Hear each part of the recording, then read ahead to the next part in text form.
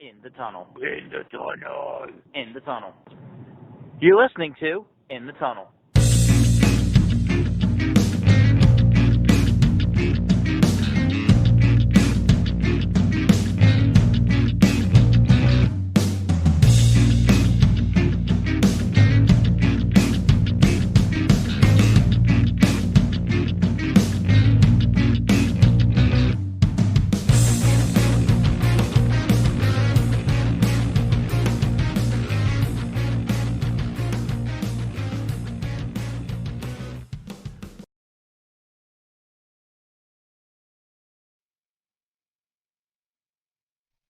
Hello and welcome to In the Tunnel, episode number 43.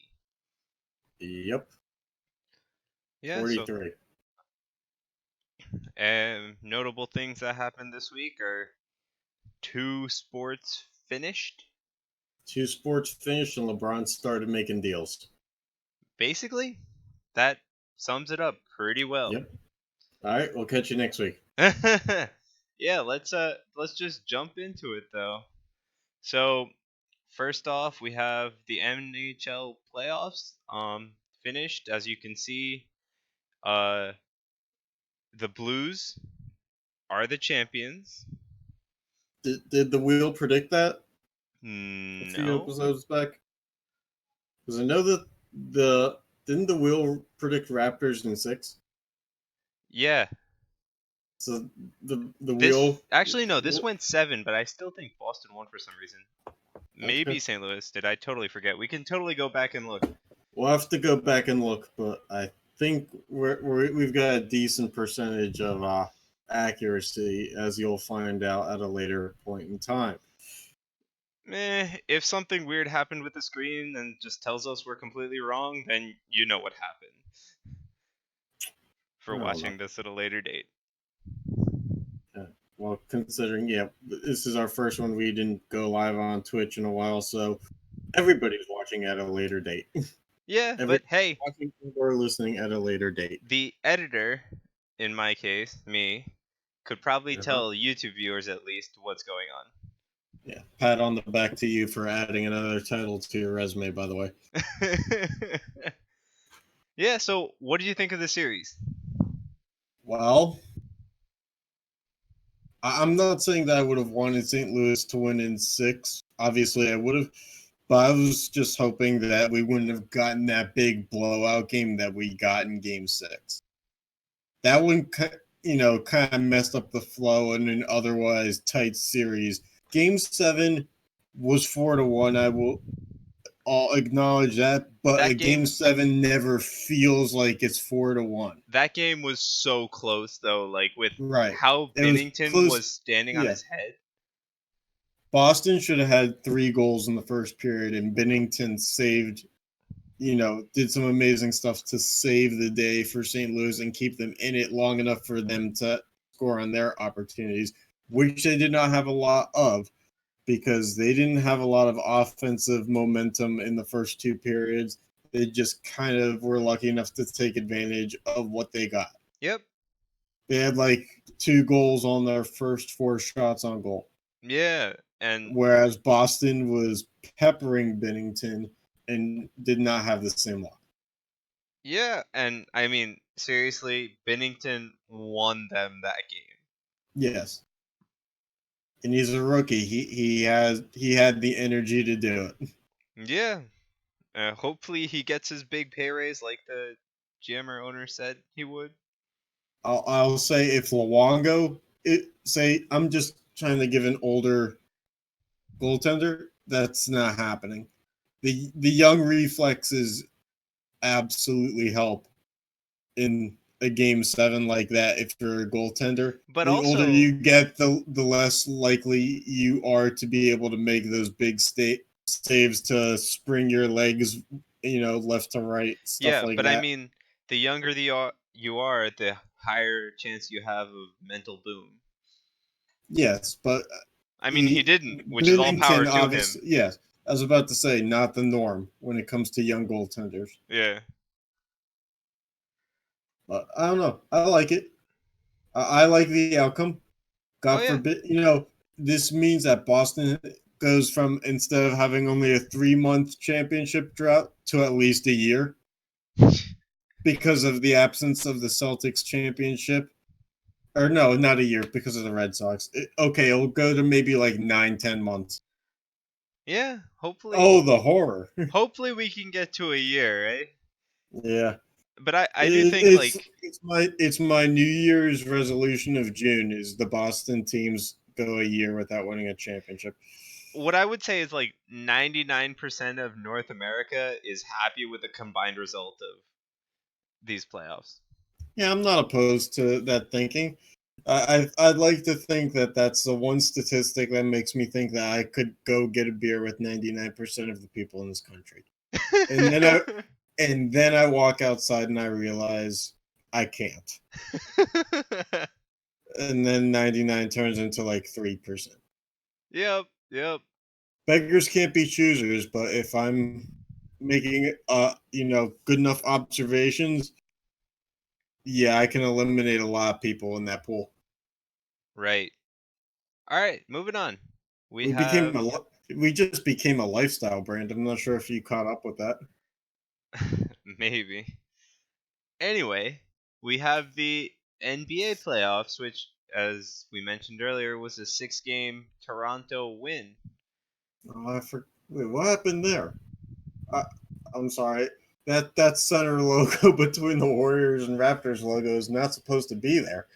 As you could see, there's a little bit of a white square that is hanging over it that should not, Anyway, and now we're our graphics design brand. So yeah, it's hard to win basketball games when 2 of your 4 best players tear their ACLs within the game 5 and 6. Yep. But yeah, so you know what I would mean, say? I'm kind of sad Toronto didn't win at home. Oh yeah, me too. But I will say this: it was not going to be Warriors in 7. Not with the way that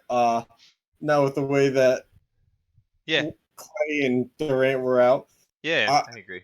Draymond and Steph cannot win you a championship. I don't think. I'm sure if Durant and Thompson both left in free agency this year, despite their injuries, and we, saw next year that it was only Curry and Draymond, and they went to the finals, I'd be proven wrong. But for the time being, I mean, their bench is not very deep. Yeah, And I agree. It goes to show because they really only played Quinn Cook, Andre Iguodala, Yep. DeMarcus Cousins, and yeah, they really didn't have guys past that point. And once you lose Clay and Durant, that weak bench all of a sudden becomes a weaker starting 5, albeit still one that can survive, and your bench becomes, very much a disadvantage Oh yeah. because it goes against the team's energy. It goes against the disposal for distribution of minutes. So Yeah, but they were distributing minutes pretty weird. yeah, I mean, I think that's a product of their weak bench. Is like they weren't distributing minutes to their bench as well, but that's the thing is Toronto is doing the same thing. But Toronto also, Jeremy Lin is on Toronto's bench. I know. Like there's a difference between a guy who's been in the league 10 years, who's been a borderline starter on most teams, being the guy who's like a healthy scratch on your bench, and the borderline G League guys who are on Golden State's bench. Yep. So the depth was a little bit different. Mhm. All right. So now that the finals are done, let's. I still say Bucks in 6 as per the mug in our last Oh episode. right. Said. Yep. Of Bucks in course, 6. man. It's gonna happen. Of Bucks course, in man. 6, Bucks in 6 and Aaron Rodgers beer chug in 7. Aaron Rodgers beer chug. Okay. Yes, 7 seconds or less offense. He plays for the Suns. All right. You don't get that reference, do you? Nah. Back when the Suns had Mike D'Antoni as coach, they had the Steve Nash and Amari Stoudemire. Their offensive game plan was to score in 7 seconds or less. Oh. I guess that works. Yeah, so Aaron Rodgers scores in 7 seconds or less. When it comes to drinking beer, eventually he'll do it, and it'll take him 7 seconds or less. All right. If Anyway. you're not counting baby sips. All right. Anyway, now that the playing is over, let's get on to the drafting. So, Yeah, so you want to take the intro here, and I'll just bounce off of it. yeah, so, we love wheels on this show. Oh and yeah, what a perfect opportunity. I'm a third wheeler myself. What a perfect opportunity for the wheel to make its comeback.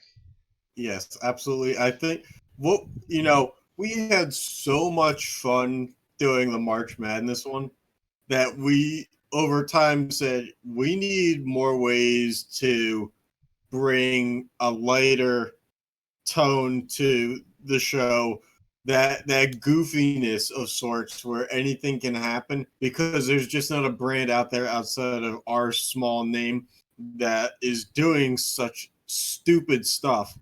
And so we're bringing it back, and I want to say right here and now, I want to bring it back again for free agency.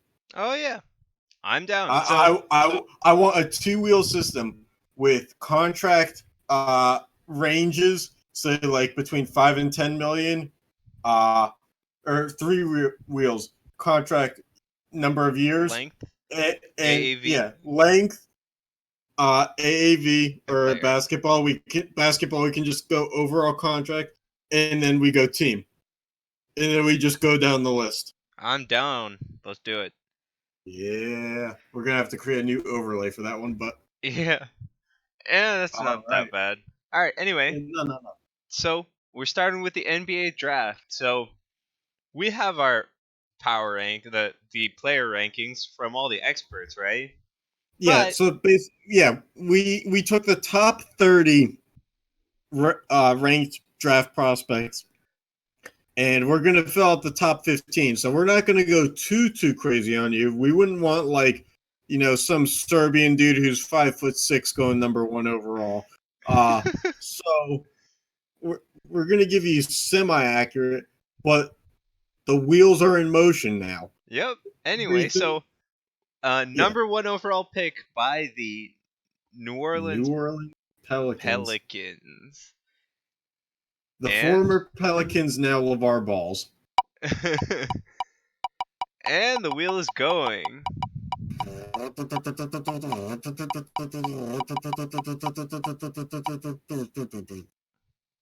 And they get Jarrett Culver. All right, Jarrett Culver, I believe Number 6. Yeah, the combo guard out of Texas Tech, who actually was projected to go somewhere between 4 and 6. You know what we're gonna do? I'm gonna look up a mock draft. We're gonna do a little comparing and contrasting. How does that sound to you? I mean, let's do it. But from the get-go, this isn't like super far-fetched, right? The wheels. Yeah, no, not far-fetched at all. And New Orleans has a 4th pick. All right, so according to NBA Draft Net, which is what we're going to use here, Jarrett Culver was projected in their draft to go as number 7 to the Bulls. Okay. But if you don't trust Lonzo Ball, the guy that you just traded for. Yeah, anyway, so now that Culver's off the table, we have the Timberwolves with the 2nd pick, right? Memphis Grizzlies. Memphis Grizzlies. I am so bad.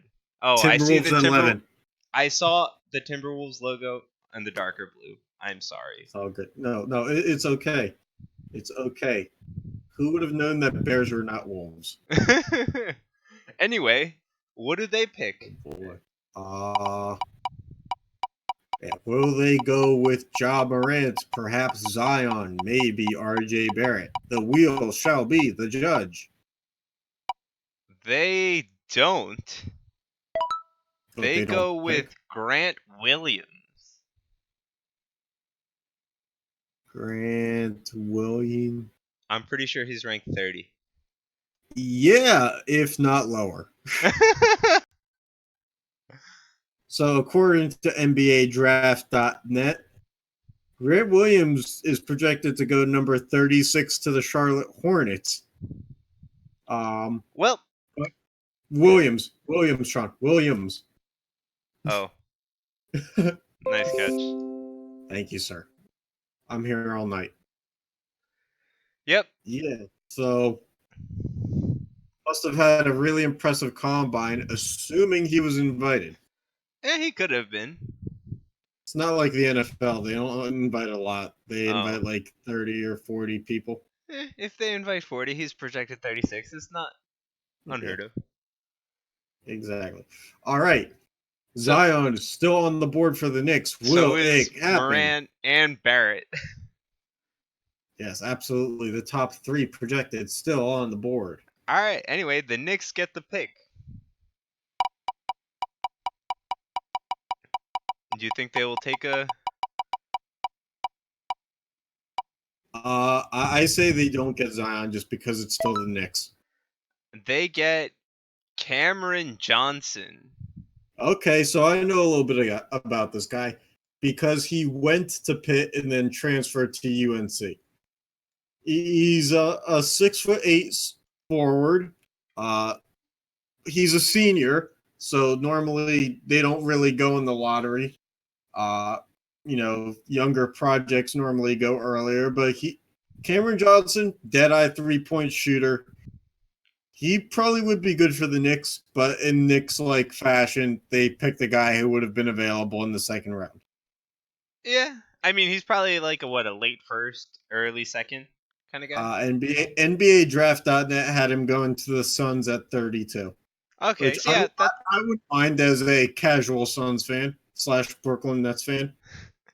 Yeah, so it's like late first, early second kind of pick. Yeah, I'd say it's kind of like, late first. All right. I'd say that 31 and 32 might as well be first round picks. Anything up to 35, really. Yeah. All right, so then the New Orleans Pelicans get another pick. Back at it again. This is the pick that they landed as part of the Anthony Davis trade. Right. And the top three is still on the table. Top five, for that matter. Top three. Although I would not be surprised if Zion fell out of the top 15 entirely because of his inability to keep his shoes on. Anyway, with the fourth pick, the Pelicans select Cam Reddish. Okay. This one, NBA DraftNet had him going number 8 to Atlanta. He's a 6'8" guard forward, hybrid. So he's a big shooter. Yeah. Cam Reddish, good shooter. I always confuse him with RJ Barrett just because Duke freshmen are all the same, except for Zion, I guess. But yeah, Cam Reddish. So you get actually a shooting guard, small forward, not a bad look for New Orleans to add to their puzzle after let's see, according to the document, they got Lonzo Ball, Josh Hart, and Brandon Ingram. So at the very least, it gives them depth at the shooting guard, small forward positions after Ingram and Hart. Okay. Yeah. I'm giving you in-depth analysis here. Next, rounding out the top five is the Cleveland Cavaliers. Yes, sir. Will they land anybody in the top five? The big Lurs. We will see. As the wheel spins.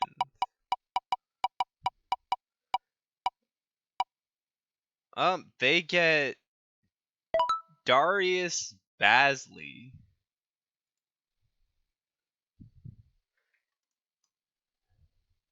Yeah, projected to go number 37 to the Mavericks.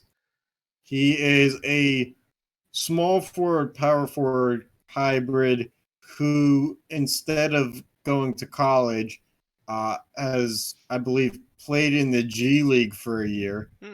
And so he is from the USA. He's not international, but he is not projected to go too high as of right now. And remember, there's only 2 rounds in this draft.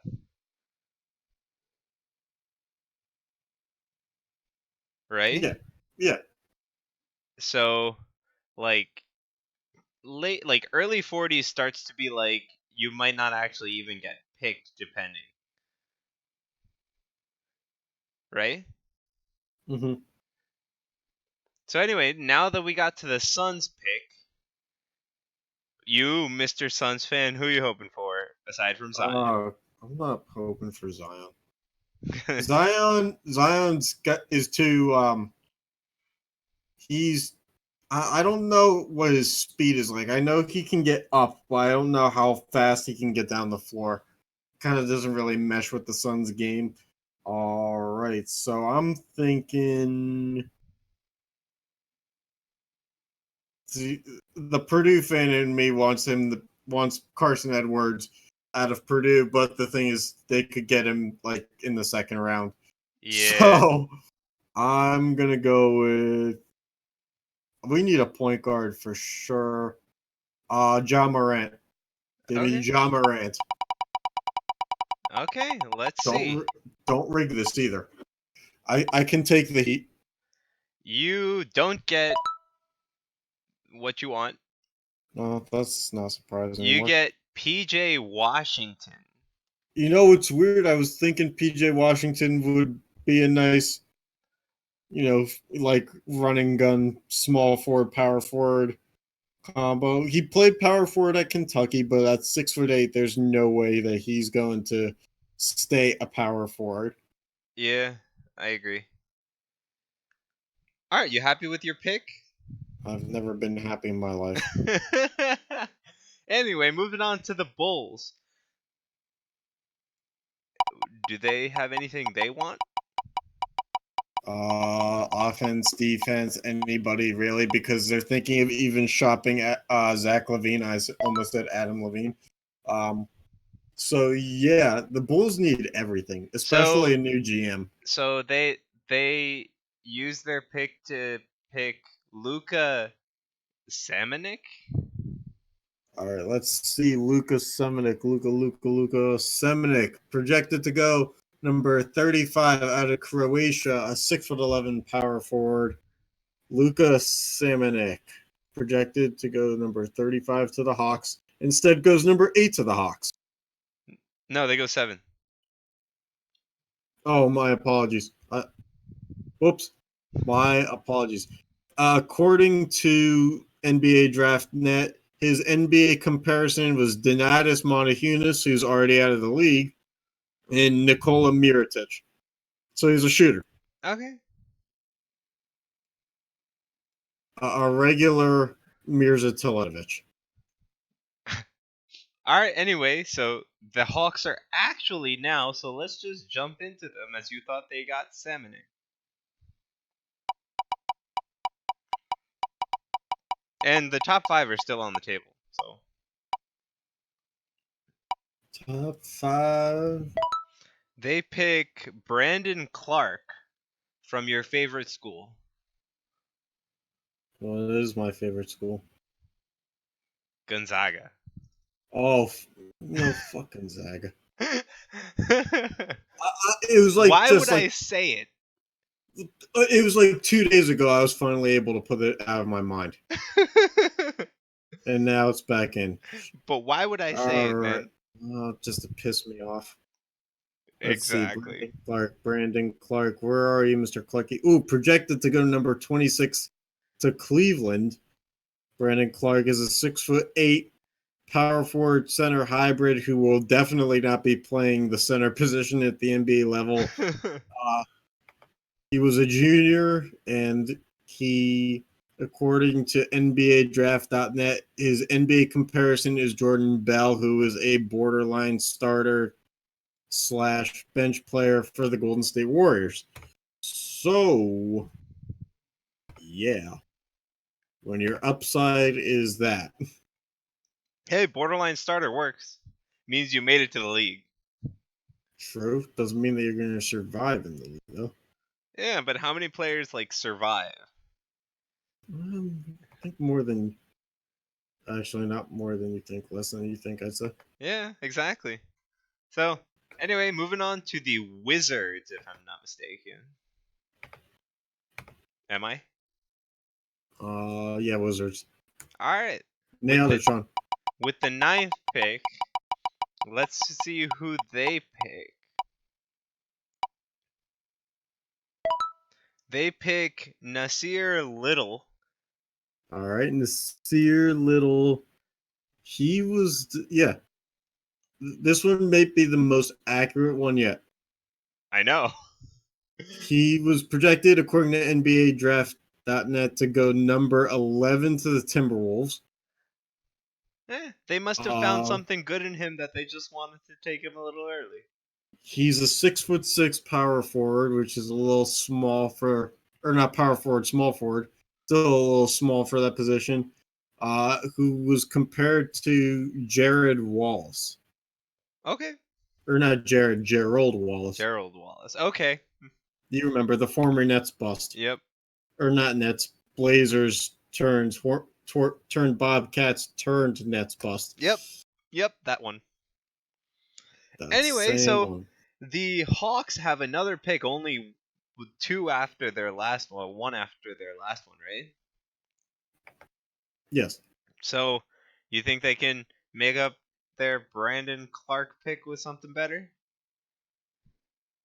So they don't need a guard. They need a forward. Zion's still on the board. Let's see. They don't pick a forward. They pick a guard, but they pick Ja Morant. Ooh, so we have our first of the top 3 off the board. That's going to make Trae Young mad. All right, so Ja Morant was a sophomore out of Murray State, 6'3" point guard. The only knock on him coming from a small school, Murray State, his NBA comparison right now is De'Aaron Fox, who is a young, promising guard in himself. Mm-hmm. NBA Draft.net thinks very highly of Mr. Morant, and so do the Hawks.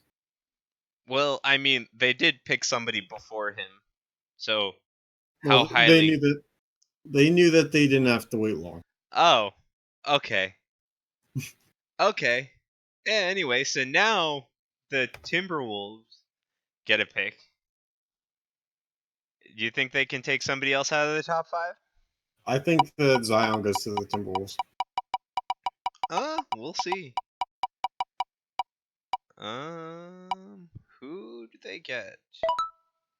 Romeo Langford is their pick. Romeo Langford. Romeo. Where are you, Romeo? Aha. Projected to go number 23 to the Utah Jazz. A freshman out of Indiana, 6'6" shooting guard, Romeo Langford. He is compared to Evan Turner. How Evan far do you think Turner, that gets him? Evan Turner was a one-time All-Star, I think. So, I mean, he makes it, he Turner. does good for a season, and then, Evan Turner's still in the league, though. Yeah. Evan Turner's been in the league for a while. Evan Turner was drafted in 2010, still in the league. So, All right. yeah. All right, anyway. If you can stick around the league for 10 years, your draft status is kind of solidified. Yep, I agree. So, moving on. The Charlotte Hornets get the 12th pick. I will say maybe not justified, but solidified. Solidified, sure. Yeah. Yeah, so Charlotte Hornets with the 12th pick. they still have some pretty good players on the table, according to the NBA draft rankings, not according to the wheel, I guess. Zion to Charlotte? Keep No. Kemba around? Maybe. They select Tyler, was it Harrow? Ty Jerome. No, I've, Tyler Harrow, guard of Kentucky. Right? Hero?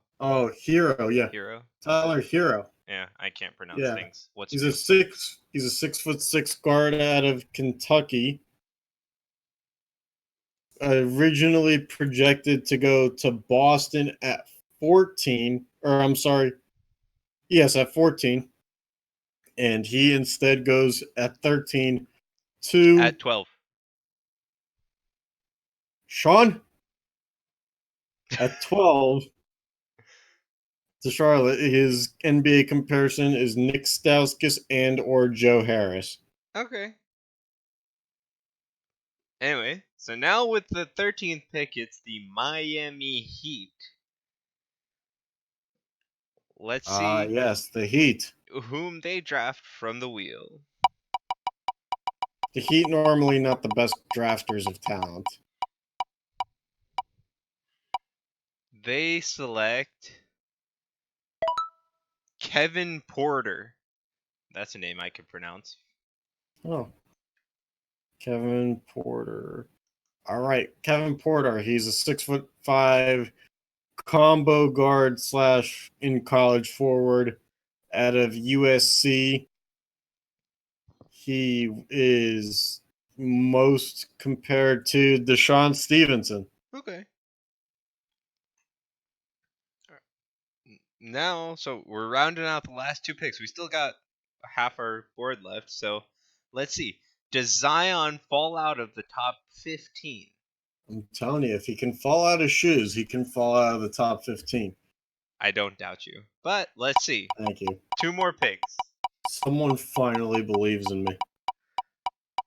I just said I didn't doubt you, not that I believed in Shit.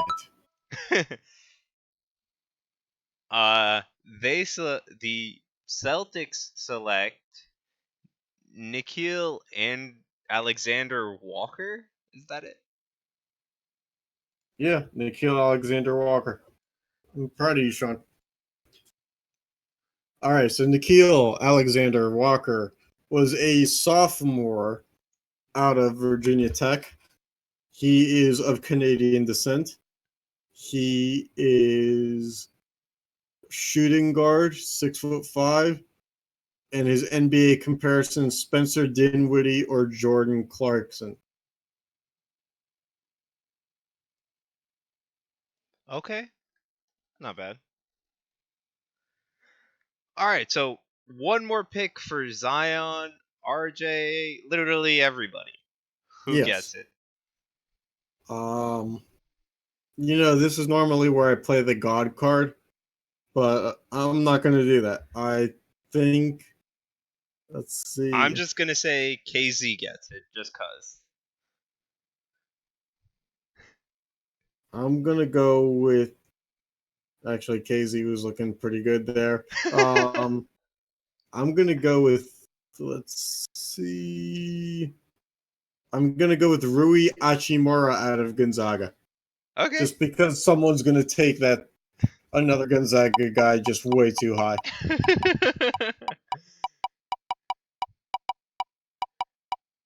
Ah.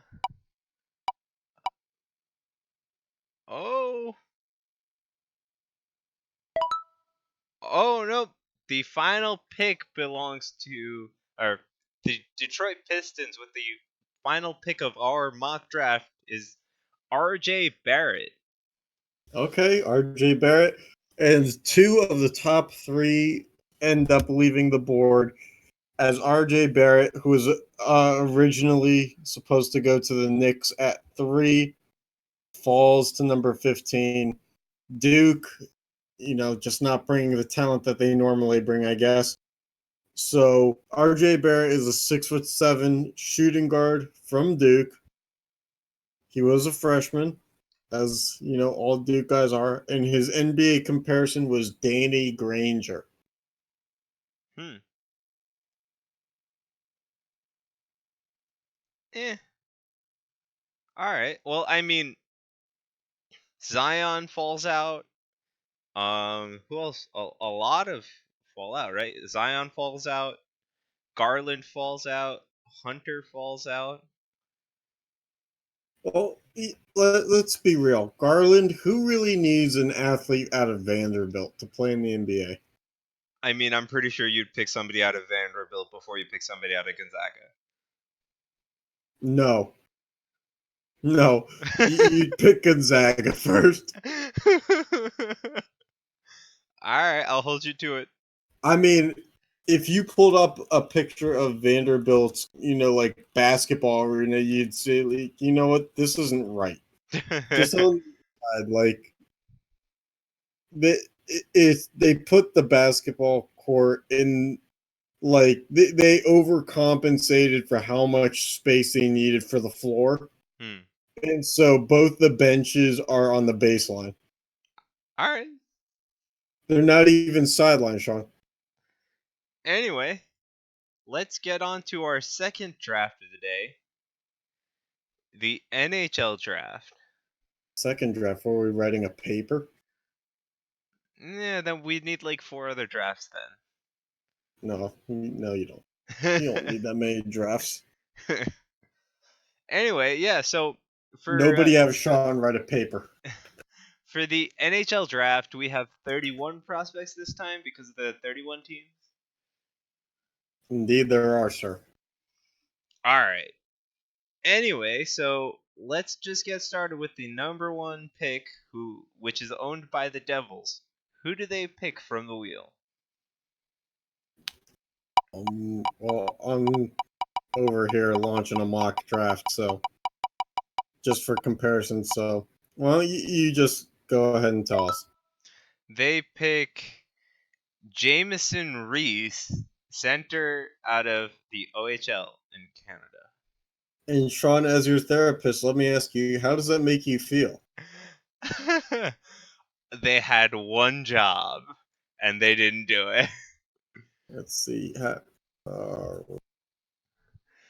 He's like bottom of the board, I'm pretty sure. Yeah, he was projected, according to this draft, to go number 42 to Minnesota. Mm-hmm. And he goes number 1 instead. Yeah, A left winger. Sean, do you guys need left wingers? No. Oh. Whoops. I mean, we need scorers, like consistent scorers, but a rookie left winger in the second round, I don't know. Not in the second round, in the first round. In the first round, but a projected second rounder, I don't know.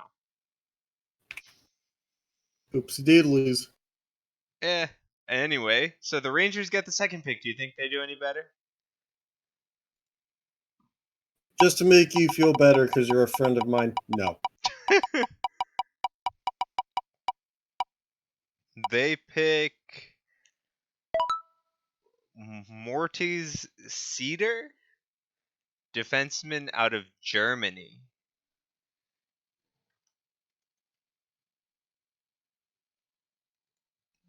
Or Moritz Cedar. I can't pronounce anything again. Oh. He was projected to go 20 to the. What was it? Is it? The Rangers used to have that pick, right? They traded it to the Jets. I'm pretty sure. Yeah. Yeah. So he was projected to go to the Rangers, now Jets, at 20. Okay. Well, they picked him. I guess they just really wanted their 20th overall guy to be second overall, but they did just trade that pick anyway. So, moving on, we have the Blackhawks at third. All the good players, all the like amazing players are still up there. They pick Pavel Dorofeyev, if I Alright, you know what? saying that right. If we're just gonna spell, and yeah, how do you spell that? Dorofeyev. All right, this mock draft doesn't have it. Yeah, he's pretty low on that list for the 31 players we included. Yeah, I went to a different site, but which had the correct order. All right, Pavel Doro. Yeah, projected to go number 56 to Washington, a right winger out of the MHL. Yep. Out of Russia. And Chicago. yep. So now we move on to the Avalanche, who won the best odds in this draft lottery from the Senators because of that trade. So, do you think they take advantage of this number 4 pick? Nope. No faith.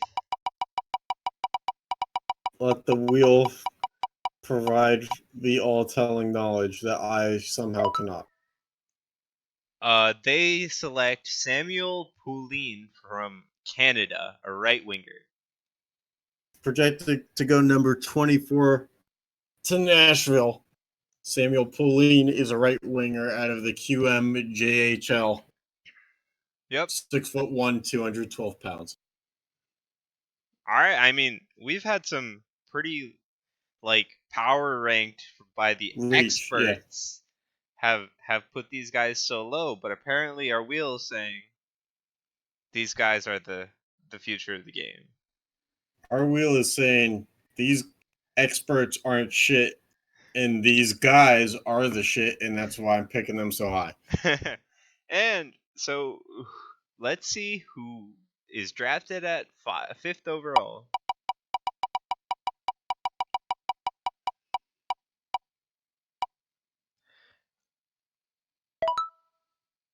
Raphael, was it Lavoie? Yeah, you're asking the wrong person for Lavio hockey prince. Lavioie. Yeah, that Lavoie, Lavier, colon above the E in the first name, which we don't have in this font. Yep. Yeah, so he was projected to go 15 to Montreal. It's not bad. A center from QMJHL, a 6'4", 199-pounder. Mm-hmm. Yeah, so he rounds out the top 5. I'm putting all my faith chips in the Red Wings at 6. All right, let's go. All his faith chips are in. We're just spinning it. Jack Hughes for the win. Jack Hughes or Capo Caco, huh? Uh, They get Philip Broberg, defenseman from Sweden. all right, close enough. He was projected to go number 13 to the Florida Panthers. Philip Broberg, a defenseman out of Allsvenskan. Yeah. 6'3", 200 pounds. Yep. What a Broberg. He's a pretty good player. Again, I really don't the experts say he ain't going this high, but the wheel does. So yeah, the wheel's an expert, and it's all right. We put a certificate on it. So does Buffalo take one of the top projected by the experts, or do they let the Oilers have free reign? I think they do, just that Jack Eichel can bitch and moan about it until they leave. Oh, okay. Well, let's see. Or we get to see another high overall pick get ruined by the Oilers. Not. So at number 7, the Buffalo Sabres select Vasily Podkolzin. Oh dear God. Which, actually, this is probably the most accurate pick that we have, and that we probably will have.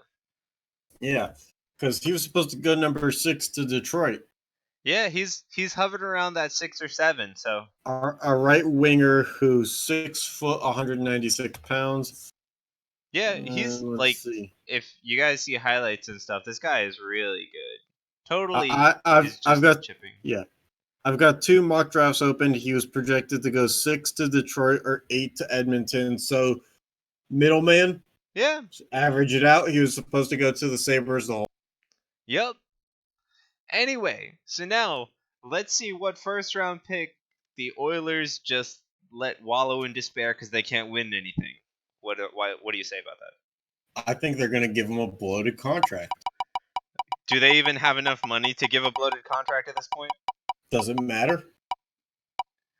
They select with the 8 overall pick They're going to Capo ruin. Caco.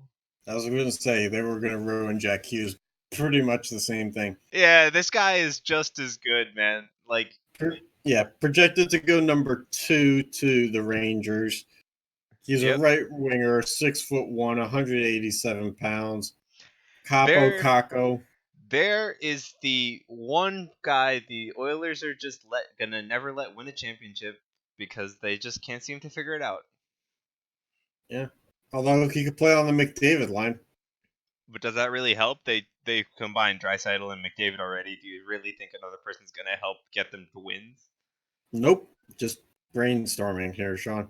If you're going to go into the playoffs one of these years with only one line that's productive, you might as well maximize the potential of that one line.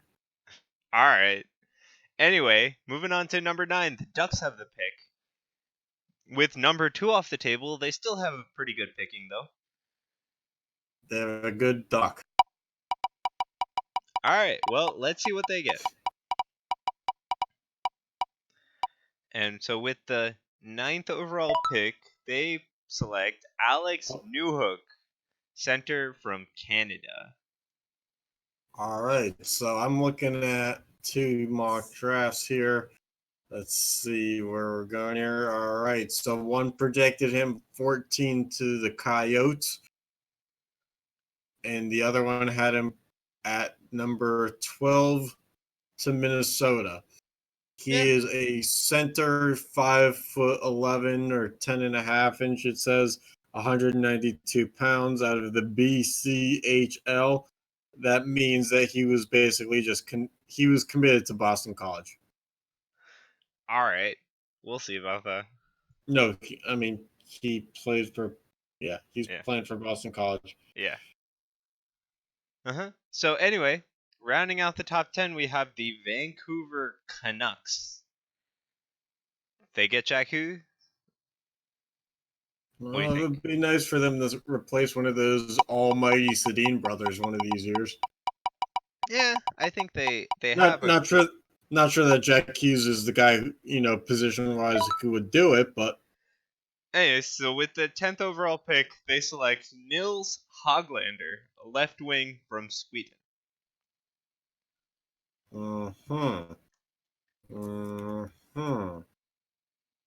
Oh, and they took him away from the Devils. Projected to go in the second round to the Devils, right winger, 5'9.5" and an almighty 188 pounds. Nils Hoglander. By the way, there's a dude. This site must be wrong because at number 35, they have Nolan Footwing, only 95 pounds. Wait, what? Yeah, that a hockey player should not weigh only 95 pounds. A hockey player less than 150, there's a problem. Yeah, I'm gonna guess typo. Yeah. All right. Anyway, so the Flyers are selecting number 11. They still have quite a bit open, so let's see. I'm gonna guess a canister of Doritos. They love just throwing something big and orange out there. Does Kirby Dosh count as a canister of Doritos? Let's see. Is he a redhead? Kirby Dosh. Right. No, a center out of Canada and the WHL. Well, that's disappointing. He might actually prove to be competent. Which is a big step up for Flyers. He was originally projected to go number 7 to Buffalo. Center from Saskatoon.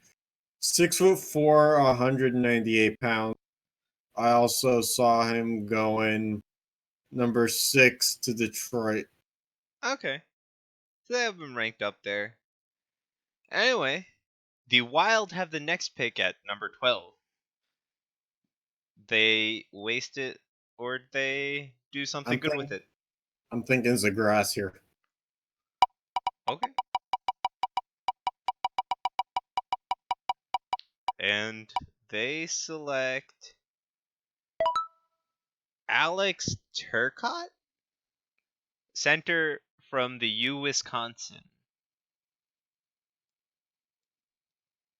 All right. All right. Let's see what we got here. I'm in like my own draft war room right now. Yeah, so he was originally projected in both my mocks that I'm looking at here to go number 4 to the Avalanche. Dang. A center, 5'11" 186 pounds out of the U.S. of A. All right. Well, so I mean, yeah. So according to the experts, he's pretty high up there, but according to the wheel, he's mid first round. Sean, I'm going to give you a bold prediction here. I think that the Florida Panthers are going to draft a used sandal. Okay. Fan favorite. All right. Well, let's just roll it and see.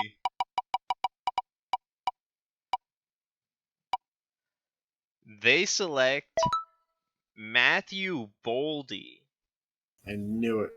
from Boston College. All right, so I have him in one mock projected to go number 11 to the Flyers, and then the other one projected to go number 10 to the Canucks. He's a right winger, 6'2", 196 pounds. So yeah, that one. Well, the wheel's not too far off from the experts, as we say. Yeah, as we say in our amateur business. Anyway, the Coyotes have the next selection at 14. See, who's someone with like a really ridiculous name that a coyote would howl? Kolyachukov. I was thinking Thomas Harley. We'd both be wrong. They Well, yeah, but I'm choose not trying to be right. Ville Heinola, a defenseman from Finland. Ville Ville. Hinola? How do you pronounce? All right. Heinola. No, I know how to spell. I was trying to see if there was a way to pronounce it. Yeah, I would like to know that too. Yeah, well, I don't have that information. Let's see. Your war room is failing you now. Yeah, well, I spell him. I pronounce it Finland. He's from Finland. Yep. All right, projected in one of my mocks to go number 22 to the to the Kings, and in the other to go number 33 to the Kings. He's a defenseman who's 5'11" and 200 pounds. Yep. Anyway, Now finish us off with some Canadian juice, yeah, the Canadians get the as last they pick of call our it, syrup. mock draft, so let's just see who they get. Maybe a stone cold LaBelle. Uh, they select Ryan Suzuki, center from Canada, and the Ontario Hockey League. Definitely a hockey player name, Suzuki. All right, Ryan. All right. I had him in one mock going to the other one of the other Canadian teams, the Jets, at 20, and in the other going at 18 to Dallas. Okay. A center out of the OHL, 6 feet. Mm-hmm. He is 172 pounds out of the Canadian country up north. All right, so that rounds out our 2 mock drafts for the top 15. Mock draft o'clock. What do you think they did? How do you think the teams did? Oh, everybody gets a C. Oh, okay. Easy. All right. Yeah, these will be posted on our Facebook page and everywhere later. Yeah, I mean, remember, C's get degrees, but you either get a pass or a fail in my book. Okay. All right. Anyway, yeah, on to our next segment. Useless stats and facts. You want to kick it off? Yeah, so in 2003-04, Rick Nash, Ilya Kovalchuk, and Jerome Ginla each won the Rocket Richard Trophy, which coincidentally a three-way tie. But they posted the lowest total goals for any non-lockout affected season, with 41 goals apiece, taking That's home the top spot. a goal every other game, which is kind of low for the top, right? Oops. Yep. Guess so. Yeah. All right. So the next stat we had was Ovechkin has now won what, 8 Rockets in his career. 8 Rocket Richard trophies in his career. Let it be known that's only converted to 1 cup. I was about to say the same thing. It's like the sub shop punch card. 8 Rocket Richards gets you a free Stanley Cup. I mean, at least they didn't make you do 9 and 1 free or whatever it is. Yeah, redeemable at any Las Vegas. Yep. All right. Wayne Gretzky is the all-time leader in All-Star Game points with 25. That's a absurd number for the All-Star game. It could be he played in a lot of them. Yeah, true. And also, All-Star games are quite scoring intensive now that like nobody actually Well, yeah, and they fully used to be tries. even more high scoring when it was 5 on. Yep. When it was 5 on 5, and you could get those secondary assists more easily. All right. Anyway, next stat we had is Moses Malone has recorded the most offensive rebounds in NBA All-Star games with 44 in 13 appearances. Mm-hmm. Need nothing more be said. Brandon Roy and Andre Drummond record field goal percentage in All-Star games with an 83.3% make rate. These are two guys that you do not think about when you think of NBA All-Star games. Nope, not at all. Walter Payton has 81 rushing attempts in his career in Pro Bowl games. Yep. I don't know if that's like, kind of low. I don't know. Could be. Let's see. I'm looking at something else really quickly just to. All right. So this is Goose Gossage. Rich Goose Gossage has finished, not necessarily saved, 6 MLB All-Star games. Just happened to be the last pitcher in there sometimes. Huh? And after a NFL fair catch, your team can opt to take an uncontested field goal, also known as a fair catch kick. And this was last attempted by Phil Dawson, I believe you said? Yeah. Phil Dawson. Yeah, it doesn't get attempted many times. Nope. And it has a really low success rate. The last one to go in the regular and postseason was on November the 21st of 76. I don't even remember that. Yeah, we weren't alive, dude. Spoiler. Yeah, there you go. So now on to Everybody's favorite. forgotten stars. So let's just straight into it, right? Yeah. First one is Rafael Furcal. This guy played in the MLB for 14 years, was a 3-time All-Star all the way back in 03, then in 2010 and 2012. He was signed by Atlanta as an amateur free agent in 96 for $5K. He was also the 2000 NL Rookie of the Year, if I could speak. It's okay. I'm yawning on my end. He has a career 281 batting average, 113 home runs, and 314 RBIs, and was part of the 2011 World Series champion. Who won that year? I think it was the Cardinals. Cardinals, right? It definitely wasn't the Marlins. No way. I was pretty sure it was the Cardinals, but didn't have that on the top of my head. All right, you want to take the next one? All right. Yeah, so Big Mark Bulger played in the NFL for a solid, but not not solid for a quarterback, 8 years.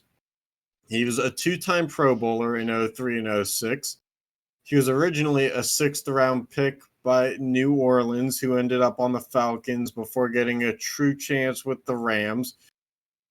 He was the 2003 Pro Bowl MVP, if you could even give a bad Rams team's quarterback such an honor.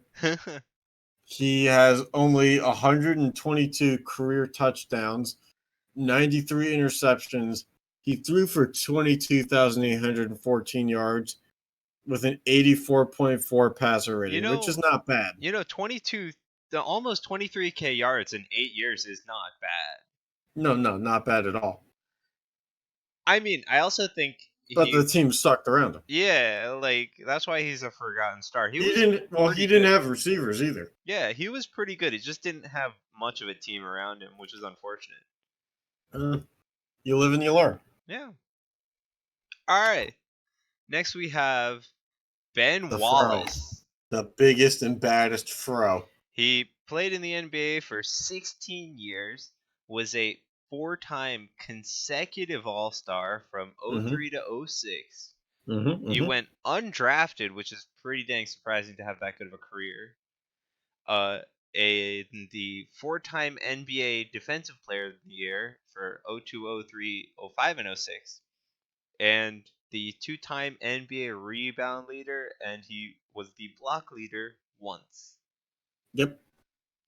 Undrafted, found his way onto the Bullets, which turned into the Wizards, then to the Magic before landing with the Pistons, where he spent a good portion of his career before signing with the Bulls after the Pistons regime came to an end, and then ultimately with the Cavs as they tried to, secure the bag for LeBron. Right. In the first go round in Cleveland. Yeah. All right, and finally, we have Milan Hejduk. Hey Duke. Milan Hejduk. Hejduk. It's like Hey Jude, but Duke. All right, yeah. He had a really long career in the NHL, 14 years. He's a 3-time All-Star in 2000, 01, and 09. Was a 4th-round pick when the Quebec Nordiques existed. He won the Rocket once, and his career stats are 375 goals, 430 assists, and which totals for 805 points, which are pretty nice numbers, like evenness and rounding wise. Yeah. He only has 2 teams in his career, which are the Nordiques and the Avalanche. It's essentially one team. The Nordiques became the Avalanche. Yes, I know. That's the point. Which is... But, I had to show homage to both. Yeah. All right. And finally, to end today, we have one-hit wonders, which we actually only have one. So, moving on. We have... Go ahead. Yeah. Jonathan Chicho. Chichu? Chicho. Look, he's a one-hit wonder. I ain't pronouncing his name more than once. I mean, you've He already played pronounced in it the. twice. Hey, we don't live in the past. He played in the NHL for only 7 years, a one-time All-Star back in '07. He was a second-round pick by the Sharks in 1998. He must have had a really good calendar year in '06, leading into his one-time All-Star knock in '07, as he was the Rocket Richard winner in '06 with 56 goals, Uh-huh. which totals to about a third of his career. Just over a third of his career Yeah, goals. where he had 170 goals for his career, 135 assists, and only 305 points with a negative 29 rating. But okay, to be fair, rating doesn't really mean much. Having a minus 29 rating isn't the worst. You have It's players not, with but a lot worse who are more star. true. But after being a second round pick in his go round with the Sharks, he found his way onto the Senators, who then I believe released him when they got Matt Cullen, Mm-hmm.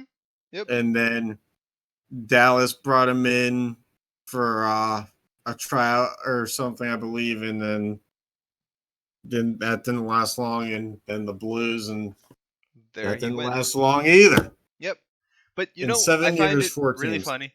He wins the Rocket in '06, but he doesn't get the All-Star until '07. and then nothing happens in '08. So Yeah, I'm pretty sure he's out of the league soon after. So yeah, yeah, so there you yeah, go. good times. Yeah, so there you go.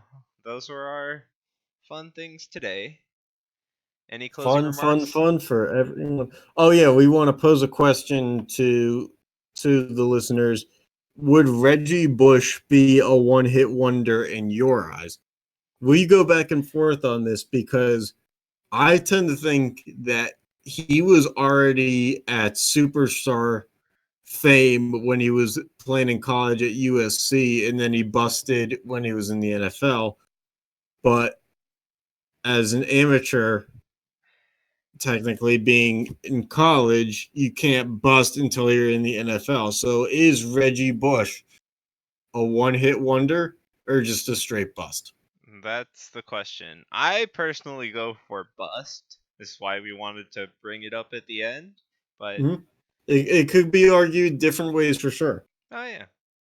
And also, we might have a new logo coming out soon, so keep your eyes peeled for that. We'll be hoping for feedback on that. We're aware that this one that we've been riding with for the past year may not be the most appealing and entertaining logo that just grabs the eye. Right. Yeah, and with that, thanks for tuning in. And live from New York, it's no, never mind.